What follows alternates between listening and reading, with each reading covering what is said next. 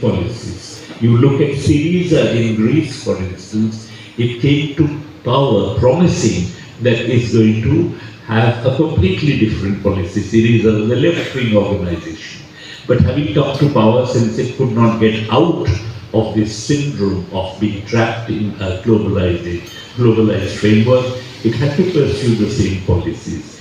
As a matter of fact, when Nelson Mandela became president of South Africa, there was so much capital outflow that he had to appoint as his finance minister the same man who had been the finance minister under the apartheid regime, in order to convince globalized finance that please don't take your funds out, because of course if globalized finance takes its funds out, the country would be caught in a massive financial crisis. Unless you put a stop to it, unless you have capital controls, as India had earlier in the pre-neoliberal phase, unless you have capital controls, it becomes very, very difficult for the state to assert itself.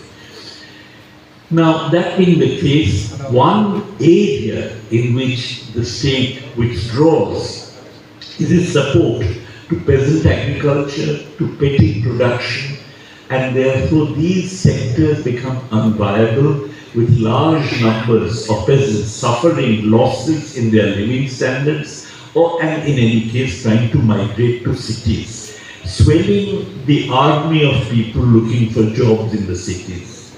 Between 1991 and 2011 censuses, as you know, after 2011 we haven't had a census, the number of cultivators in India dropped by 15 million. Now some of them may have become laborers and stayed on in the countryside, but others must have migrated to towns in search of jobs.